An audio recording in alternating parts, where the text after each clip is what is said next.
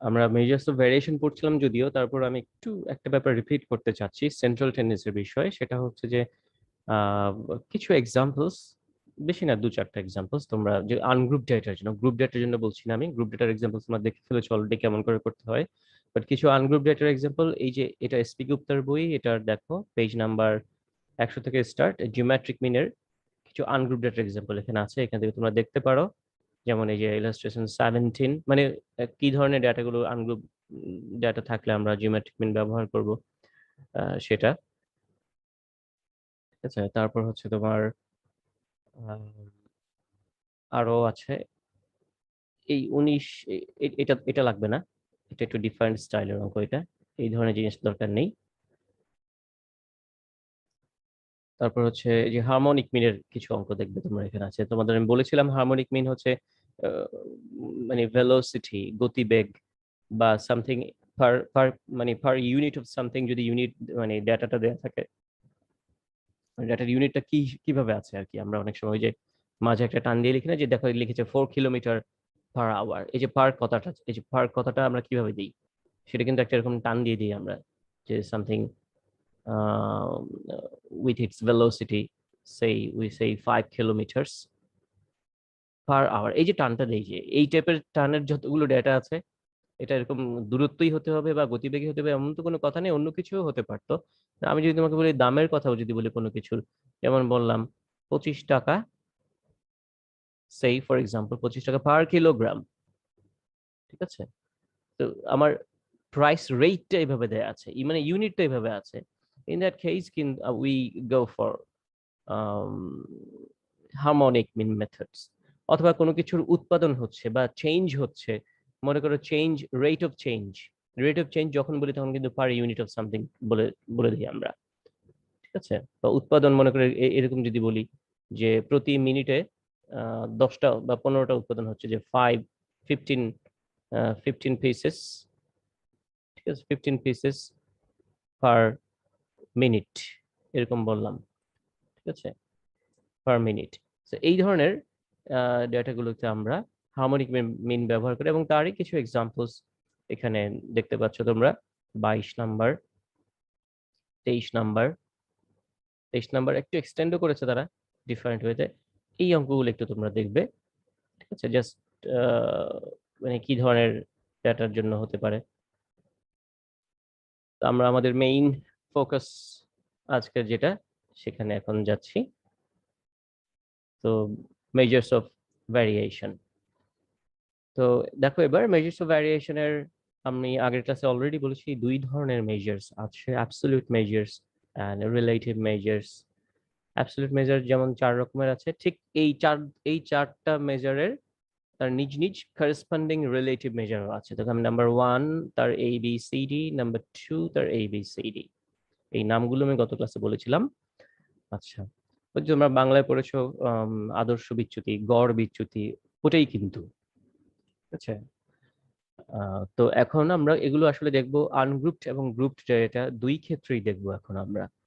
Ungroup data তোমরা জানো যে কোনো ফ্রিকোয়েন্সি থাকে না, শুধু observation, suppose n number observation আছে আমার, তাহলে রেঞ্জ হচ্ছে হাইয়েস্ট আর লোয়েস্ট ভ্যালু ডিফারেন্সটাই হচ্ছে রেঞ্জ, যে আমার ভ্যারি করছে এত থেকে এত এর মধ্যে এরকম। সেই ফর এক্সাম্পল মনে করো তোমরা এই যে ল্যাবে যে প্র্যাকটিক্যাল গুলো করো যে আর কি, সেই সিমেন্টে তোমার কম্প্রেসিভ স্ট্রেংথ বের করো তোমরা, বা ফেলিউর প্যাটার্ন গুলো করো। জি স্যার। আচ্ছা, আমাকে একটু ফেলিউর প্যাটার্নটা একটু বুঝিয়ে বলবে কি, একটু কেউ একজন, মানে জিনিসটা কি, থিওরিটা কি আসলে এটার?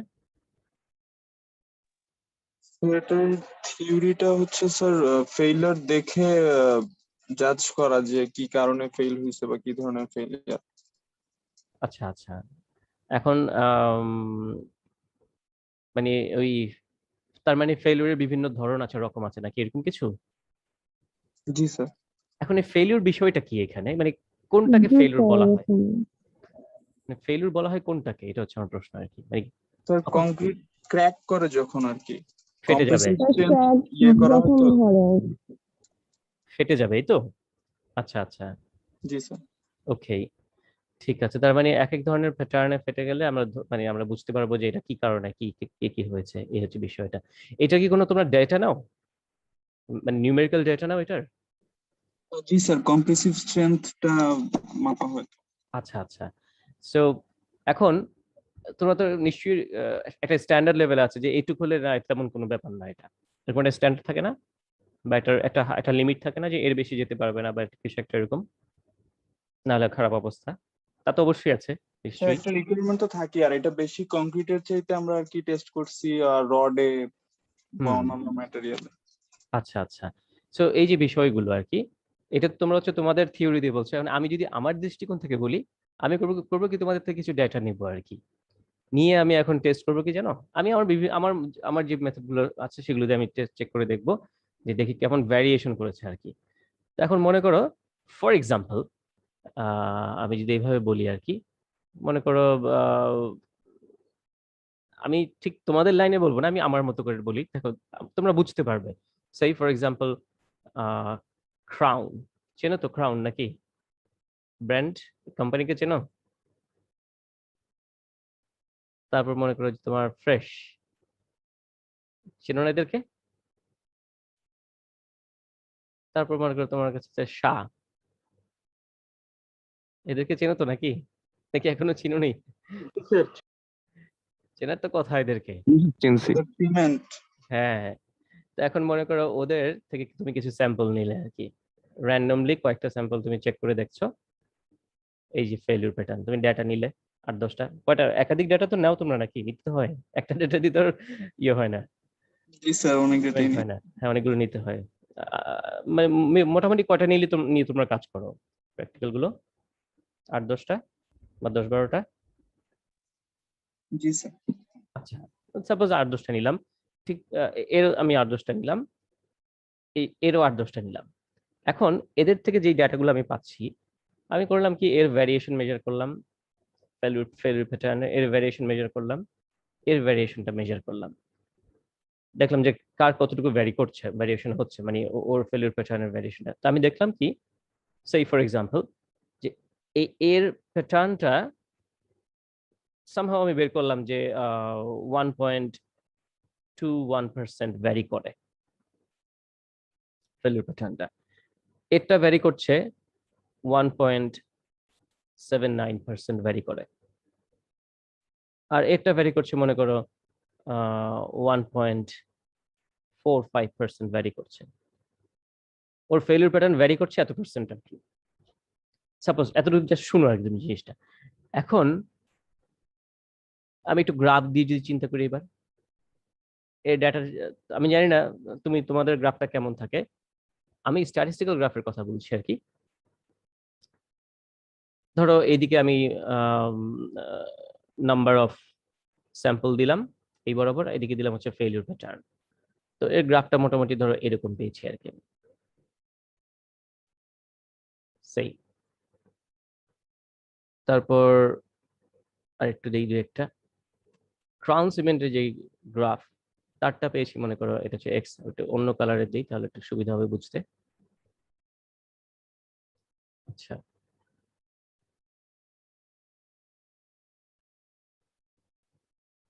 হ্যাঁ এবার হলো, ওরটা হয়েছে মনে করো এই স্টাইলের আর কি,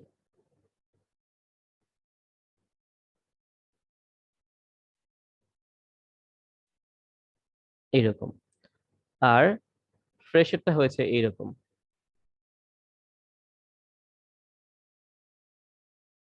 এখন তোমরাই বলো গ্রাফ দেখে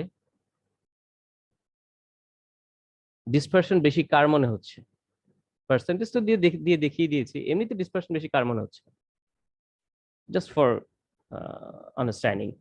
ফ্রেশ সিমেন্ট। রাইট, তার ডিসপারশনটা বেশি মনে হচ্ছে, এবং তার যে ভ্যারিয়েশন রেট সেটাও বেশি, তার ফেলিউর প্যাটার্নের ভ্যারিয়েশন রেট এটা বেশি, ওর ভ্যারিয়েশন রেট সবচেয়ে কম, আর এটা হচ্ছে মাঝামাঝি। এখন মনে করো এর এভারেজ মানে খুব হাই পাওয়া যায়। So, মানে মানে মানে এভারেজ বলতে এটা এটা বোঝাচ্ছি আমি যে ওর কম্প্রেসিভ স্ট্রেংথের এভারেজ খুব হাই, আর এর হচ্ছে খুব হাই না, আবার একেবারে ফেলে দেওয়ার মতো না, আর এরও খুব হাইও না আবার ফেলে দেওয়ার মতো না, কিন্তু এর কম্প্রেসিভ স্ট্রেংথ হাই, কিন্তু তার ভ্যারি করার যে ফেলিউর প্যাটার্নের ভ্যারি করার রেট খুব বেশি।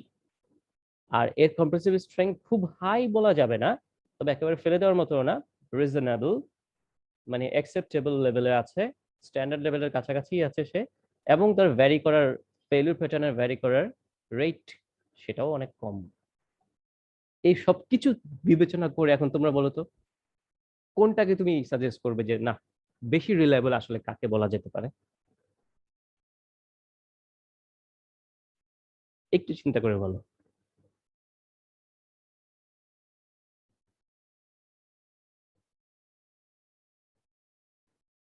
আমার আমার মানে সিনারিওটা বুঝতে পেরেছো যেটা আমি তোমাদের সামনে তুলে ধরলাম?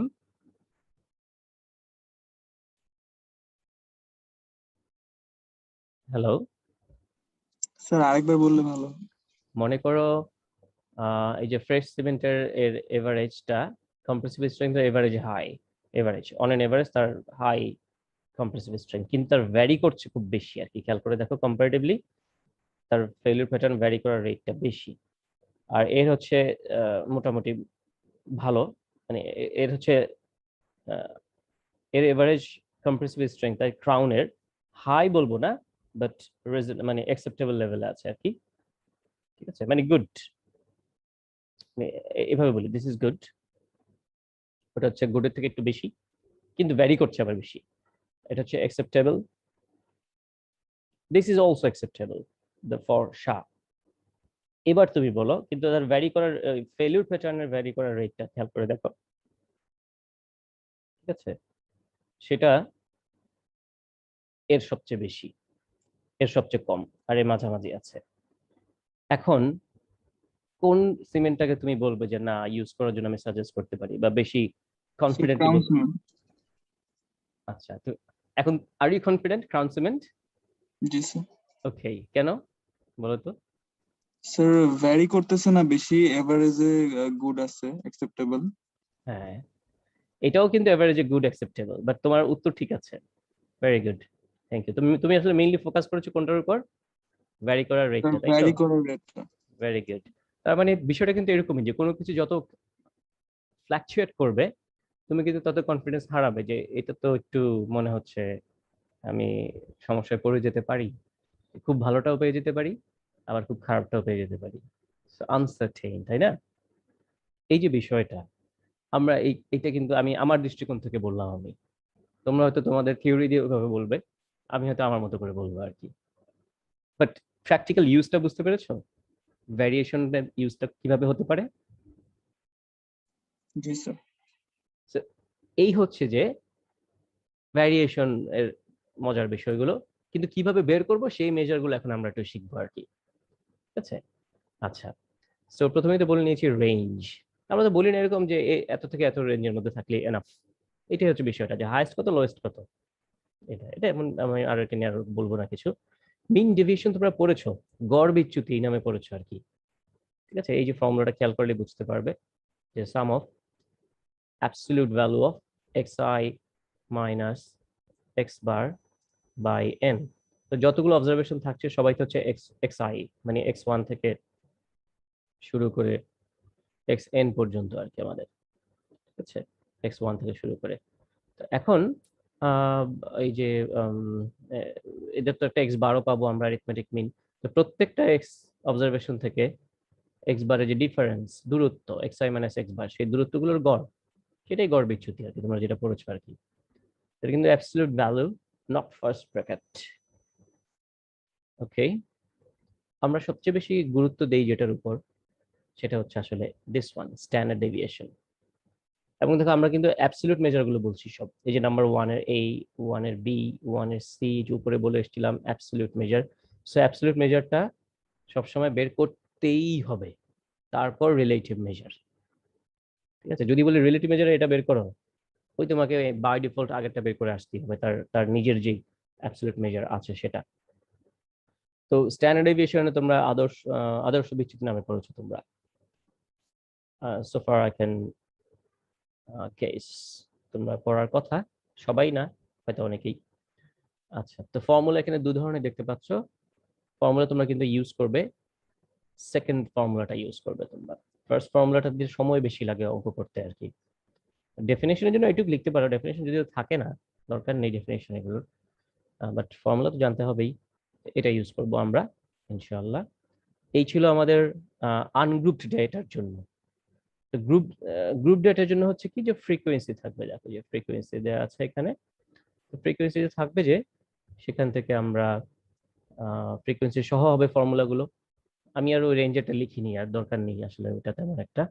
মিন ডেভিয়েশনটা জাস্ট একটু দেখো, এই যে এফআইটা গুণ হয়েছে পাশে দিয়ে, ফ্রিকোয়েন্সি আছে যেহেতু, আর নিচে ছোট এন এর পরিবর্তে বড় এন এখন, যেহেতু তোমরা ওই যে ফ্রিকোয়েন্সি ডিস্ট্রিবিউশন টেবিলের সময় পড়েছিলে যে সাম অফ এফআই হচ্ছে গিয়ে এন, তো ওই যে এটা নিচে দিয়ে আর কি, এটা একটু আগে আমাদের ছিল, একটু আগে কিন্তু আমাদের ফর্মুলা ছোট এন ছিল, ঠিক আছে, এখন হচ্ছে বড় এন। এনিওয়ে, এবার স্ট্যান্ডার্ড ডেভিয়েশনের দিকে যাই একটু। এই দেখো ফ্রিকোয়েন্সি গুণ হয়ে গিয়েছে, নিচে বড় হাতের এন, ফ্রিকোয়েন্সি গুণ হয়েছে এক্স এর সাথে, এক্স এর সাথে, এই যে, আর বড় হাতের এন ছোট হাতের এন যেখানে যেখানে ছিল আর কি। এবং এগুলো সবগুলো ছিল অ্যাবসলিউট মেজার, এবং তাদের রিলেটিভ মেজারের ফর্মুলা কি এবার দেখো একটু। প্রত্যেকটা রিলেটিভ মেজারের ফর্মুলা দেখো গুণ 100 দিয়ে আছে কিন্তু, ঠিক আছে, মানে আমরা যা কিছু বের করব ইন পার্সেন্টেজ। তাহলে অ্যাবসলিউট মেজার দিয়ে কি পাই? অ্যাবসলিউট মেজার দিয়ে যেটা পাই সেটা হচ্ছে যে এই যে অ্যাবসলিউট মেজার গুলো, আমি একটু উদাহরণ দিয়ে বলি তোমাকে। মনে করো ফর এক্সাম্পল, একজন ব্যক্তি জব করছে, তার স্টার্টিং স্যালারি মনে করো 60,000 টাকা আর কি, ঠিক আছে, হয়তো এত হবে না বাংলাদেশের প্রেক্ষাপটে, এগুলো একটু রেয়ার কেস, আর একটু কম হবে আর কি, ধরলাম আর কি 60,000। 1 বছর পর তার স্যালারি হলো 70,000, মানে 10,000 বেড়েছে আর কি মনে করো, ঠিক আছে, 1 বছর পর। তাহলে কতটুকু ভ্যারি করলো স্টার্টিং এর তুলনায়, বলো তো?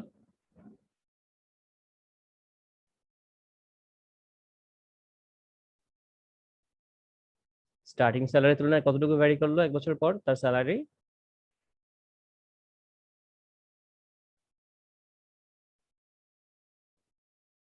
হ্যালো?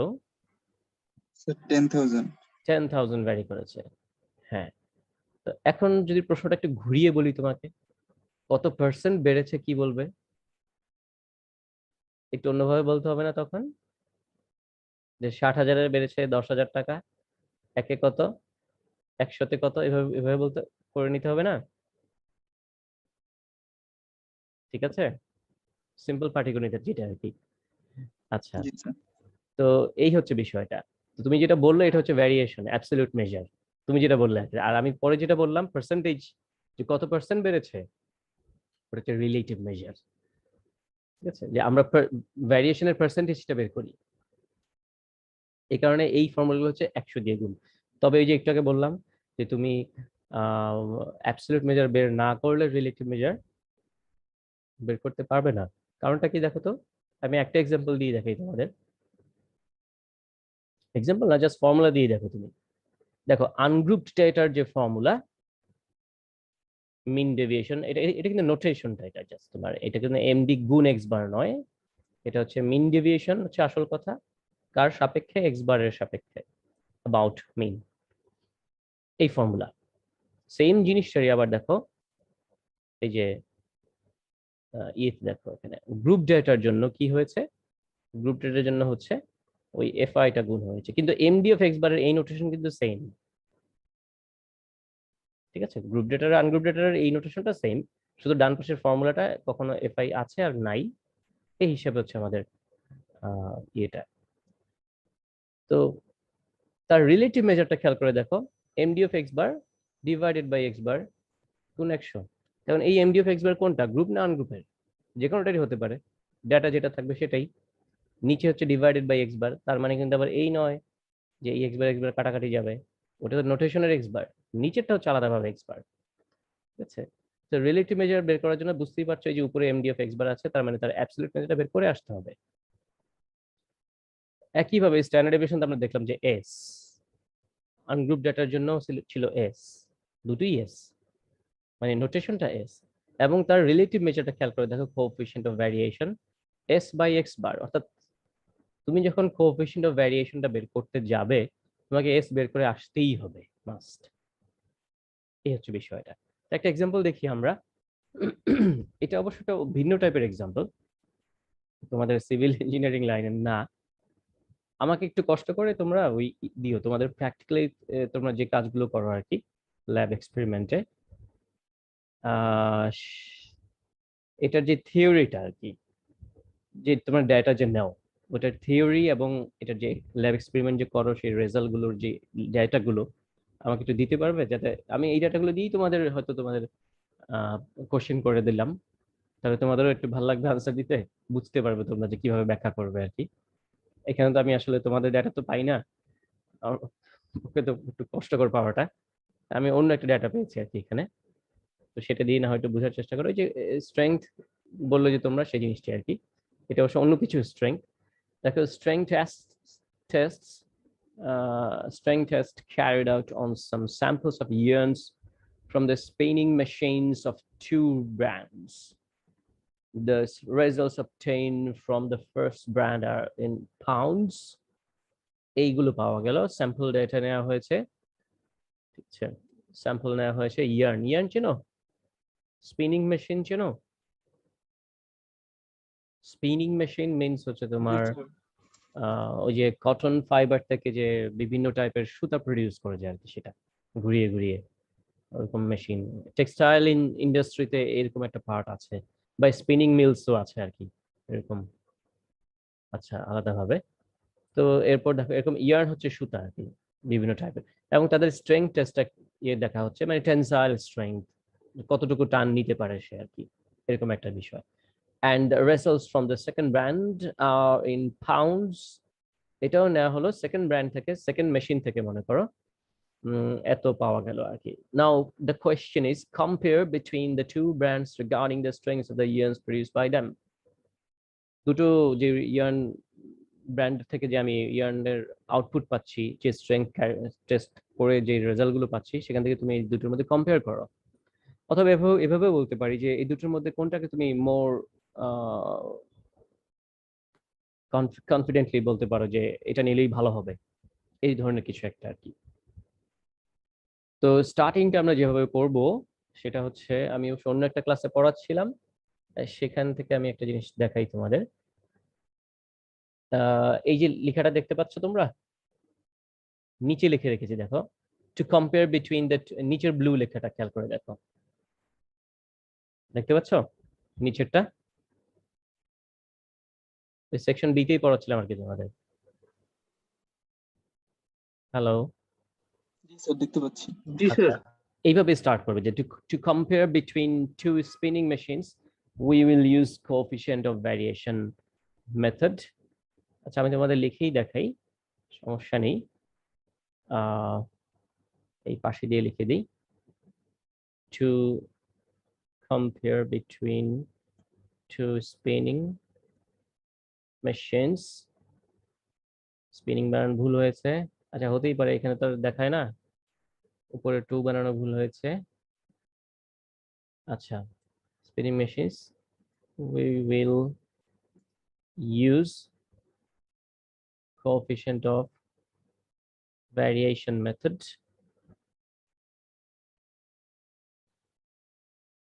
এটা লিখবে আর কি তোমরা, যে এই কথাটা লেখা হয়নি সেটাই বললাম আমি। তো এখন এতটুকু লেখার পর তারপর লিখবে the calculation table for standard deviation is given below. ওকে, এবার আমরা ক্যালকুলেশনটা, এটা তো আনগ্রুপটা, এটা আমি কেন কোএফিসিয়েন্ট অফ ভ্যারিয়েশন করব, অন্যগুলো কেন করলাম না, আসলে এইটাই সবচেয়ে বেশি গুরুত্বপূর্ণ, এই স্ট্যান্ডার্ড ডেভিয়েশন এবং তার যে রিলেটিভ মেজার আছে কোএফিসিয়েন্ট অফ ভ্যারিয়েশন। যদি তুমি 100 জনকে জিজ্ঞেস করো যে ভ্যারিয়েশন কোনটা দিয়ে সাজেস্ট করবেন, 100 জনই বলবে তোমার তোমার যে সিভি কোএফিসিয়েন্ট অফ ভ্যারিয়েশন বা স্ট্যান্ডার্ড ডেভিয়েশন দিয়ে বের করার জন্য। হয়তো 1000 জনকে বা 10,000 জনকে জিজ্ঞেস করলে 2-1 জন হয়তো ভিন্ন কিছু বলতে পারে আর কি, এটা এতটাই পপুলার মেথড আর কি। এনিওয়ে, তো বুঝতে পারছি যে আমরা স্ট্যান্ডার্ড ডেভিয়েশন দিয়েই করব। তো আনগ্রুপ ডেটার ফর্মুলাটা একটু দেখে আসি। এই যে আনগ্রুপ ডেটার ফর্মুলা দেখো, sum of x i square আছে, সাম অফ এক্স আই। তো ওই sum of xi square, sum of xi, এগুলো আমি জাস্ট xi তো ডাটাটা দেয়াই আছে আমার। এখানে কিন্তু একটা মেশিনের জন্য করেছি আর কি আমি। আরেকটা মেশিনের জন্য তোমরা নিজেরা ঠিক সেম ওয়েতে করে নিও। x এর স্কয়ার গুলো বের করবে, এদের সাম নাও, নেওয়ার পর নিচে দেখো যে ফর্মুলায় বসিয়ে দেওয়া হয়েছে, জাস্ট আর কিছু না। কত বের হলো? এত। এটা হচ্ছে ভ্যারিয়েশনের পরিমাণটা। ওই যে তোমরা যে বললে একটু আগে, আমি যে জিজ্ঞেস করলাম যে কত ভ্যারি করেছে, কত স্যালারি বলেছে, 10,000 টাকা বললো আর কি। তো বিষয়টা এরকমই আর কি, যে এখানে যে ভ্যারিয়েশনের পরিমাণটা হচ্ছে 1.0125 পাউন্ডস। এখন যদি বলি যে রেট অফ ভ্যারিয়েশন কত, percentage rate of the variation, যে শতকরা হিসাবে কত পার্সেন্ট ভ্যারি করছে সে, এই মানে ফ্লাকচুয়েশন রেটটা কত, সেটাই হচ্ছে যে সিভি। আমরা যে গুণ 100 দিয়ে যে ফর্মুলা সেটা বের করব। তো এখানে আমরা কি বলি, হুইচ মিনস, দেখো নিচে লিখে দিয়েছি আমি, কোথায় গেল, এই যে which means the variation of the strength levels from the mean is এত পাউন্ড। মানে গড়ে, মানে গড় থেকে সে এত পরিমাণ আপ ডাউন করে। এবার যদি কোএফিশিয়েন্ট অফ ভ্যারিয়েশন বের করি, তো এক্স বারটা তো লাগবে আমাদের ফর্মুলা, দেখো এস বাই এক্স বার আছে, কিন্তু এক্স বারটা বের করতে হবে অ্যারিথমেটিক মিন, সিম্পলি মান বসানোর পর 2.271% পাওয়া গেল। এবার এই 2.271%, এটা তো আমি পেলাম মনে করো প্রথম যে স্পিনিং মেশিনটা ছিল প্রথম ব্র্যান্ডের, সেখান থেকে পেলাম। সেকেন্ডটার জন্য যদি আমি আবার সেম ওয়েতে বের করে আসি, আচ্ছা এগুলোর পার্থক্য করতে পারো এভাবে, মনে করো S1 N1 X1 বার N1, এখানে N1, এখানে X1i, এখানে X1i, এটা CV1। দ্বিতীয়টার জন্য ঠিক একইভাবে বলবে তোমরা, যে S2 N2, তারপর হচ্ছে X2i, X2i স্কোয়ার S2, তারপরে CV2 x বার 2, এভাবে বের করে নিও আর কি, তোমার মানে আলাদা করে বোঝার জন্য আর কিছু না। ফর এক্সাম্পল CV2 পেলাম আমি, মনে করো 2.89%, সেই ফর এক্সাম্পল সিভি পেলাম আমি এত। আচ্ছা সিভিটা কি একটু আরেকবার তোমাদের দেখিয়ে দিচ্ছি। সিভিটা হচ্ছে এই যে নিচে বলা আছে, that is the percentage rate of the variation in the strength level for the first spinning machine is 2.271%। মানে প্রথম স্পিনিং মেশিনের যে রেজাল্ট গুলো পাচ্ছি আমি, যে স্যাম্পল আউটপুট গুলো পাচ্ছি আমি, তাদের মধ্যে যে ভ্যারিয়েশন রেট স্ট্রেংথের, সেটার পরিমাণ হচ্ছে 2.271%, অর্থাৎ এত পার্সেন্ট ভ্যারি করছে তারা আর কি। সেম জিনিসটাই তোমরা এর জন্য বের করবে, সেকেন্ডটার জন্য বের করবে, সেটা পেলে মনে করো 2.89% ভ্যারি করছে। তাহলে এখন তুমি কোনটা সাজেস্ট করবে, যে কারটা বেশি রিলায়েবল, কারটা বেশি কনসিস্টেন্টলি ভালো, কনসিস্টেন্সি ভালো কার, ফার্স্টেরটা না সেকেন্ডটার? বলো তো। ফার্স্টের পার্সেন্টেজ অফ ভ্যারিয়েশন পেয়েছি এত, আর সেকেন্ডটা মনে করো এত পাওয়া গেল, করিনি তো? হ্যাঁ, ফার্স্টেরটাকে আমরা বেশি সাজেস্ট করব এর জন্য আর কি। তো এটা কিভাবে আমি লিখতে পারবো, মানে লাস্টে আমি কমেন্টটা কিভাবে লিখবো সেটা আমি একটু ওদের কিভাবে লিখেছিলাম, এই যে দেখতে পাচ্ছ কিনা আমি জানি না, এই যে as CV1 less than CV2, that is the percentage rate of the variation for the first spinning machine is less than the second machine, we may say that the first spinning machine is more reliable or more consistent. Consistent বানানটা মনে ভুল লিখেছি আমি, নাকি ই হবে কোনটা, না এই হবে, আই ডোন্ট নো এক্স্যাক্টলি, আমি ভুলে গিয়েছি এখন, মাঝে মাঝে এরকম হয়, ভুলে যাই। ই না এ, বানানটা বলো তো। ই মনে হয়, তাই না? কনসিস্টেন্স লাস্টে যে TANT না TENT, whatever, then the second, ই হবে স্যার। হ্যাঁ ই হবে এটা। then the second machine regarding the, এরপরে মনে হয় আর লেখা হয়নি, রিগার্ডিং দ্য স্ট্রেংথ লেভেলস হবে আর কি। যাই হোক, তো একটু সামনে এগিয়ে দিলে মনে পাওয়া যাবে জিনিসটা। হ্যাঁ, regarding the strength of the yarns. আচ্ছা, তো এইভাবে তোমরা কথাটা লিখে নিতে পারো, আমি আর লিখছি না, যেটা লেখা আছে এটাই তোমরা দেখতে পারো, যে অ্যাজ CV1 যেহেতু CV2 এর থেকে ছোট, that is the percentage rate of the variation for the first spinning machine is less than the second machine, we may say that the first spinning machine is more reliable or more consistent, spellingটা ঠিক করে নিও তোমরা একটু, than the second machine regarding the strength of the years, এই হচ্ছে আমাদের মানে এইভাবে আমরা ডিসিশন মেক করতে পারবো যে কাকে আমি সাজেস্ট করতে পারি যে বা বলতে পারি যে কোনটা বেটার আছে বা কোনটা একটু কম রিলায়েবল, এই বিষয়গুলো আর কি। সো তোমাদের কাছে কি জিনিসটা এখন ক্লিয়ার হয়েছে যে কি মানে আমি কিভাবে জি স্যার। ডিসিশনটা নেব? জি স্যার। ওকে, তো তোমরা তোমাদের ডাটা দিয়েও করতে পারো চাইলে, খুব ইজি করাটা একেবারে, হয়তো 1 মিনিটও লাগবে না করতে তোমার, বা 2 মিনিটও লাগবে না আর কি, হার্ডলি। এবার হচ্ছে আমরা গ্রুপ ডাটা নিয়ে একটু দেখি। আমরা গ্রুপ ডাটা তো, স্যার হ্যাঁ বলো। আমাদের 8:50 ক্লাস টাইমে কুইজ আছে। এটা 2 মিনিট লাগবে আমার, জাস্ট ওকে স্যার। লাগবে না, হার্ডলি 2-2.5 মিনিট। দেখো দুটো মেশিন এখানে, এটাও একই টাইপের কোশ্চেন। দুটো মেশিন তোমার ড্রাই ক্লিনিং মেশিনের, মনে করো ড্রাই ক্লিনিং মেশিন, তাদেরকে দুটো ডিফারেন্ট কোম্পানি, এবং দুটো কোম্পানি ক্লেম করছে, দে আর ক্লেমিং বোথ কি তাদের মেশিনগুলো মোর দেন 70% স্পট রিমুভ করতে পারে আর কি, এরকম একটা স্যাম্পল ডেটা। তো একটা প্রথম কোম্পানি মেশিন 1 দেখা গেল কত পার্সেন্ট, তাদের ডেটাটা আছে পার্সেন্টেজে, তার ইউনিটে পার্সেন্টেজ আছে, সে বলে যে 65 থেকে 70% স্পট রিমুভ করতে পারে এরকম একটা, 70 থেকে 75% রিমুভ করতে পারে এরকম 4টা মেশিন। এগুলো হচ্ছে তার ফ্রিকোয়েন্সি গুলো, যে কতগুলো মেশিন এরকম পাওয়া গেল প্রথম ব্র্যান্ডের থেকে আর কি, যে এগুলো। একইভাবে সেকেন্ড ব্র্যান্ডের যে মেশিন বা সেকেন্ড কোম্পানির যে মেশিন, তারও এরকম পাওয়া গেল এতগুলো আর কি। এগুলো উপরে হচ্ছে কত থেকে কত পার্সেন্ট দাগ সে রিমুভ করতে পারলো। তারা তো ক্লেম করছে মোর দেন 70%, দুজনই ক্লেম করছে আর কি। তো স্যাম্পল নেওয়া হলে এরকম পাওয়া গেল আর কি।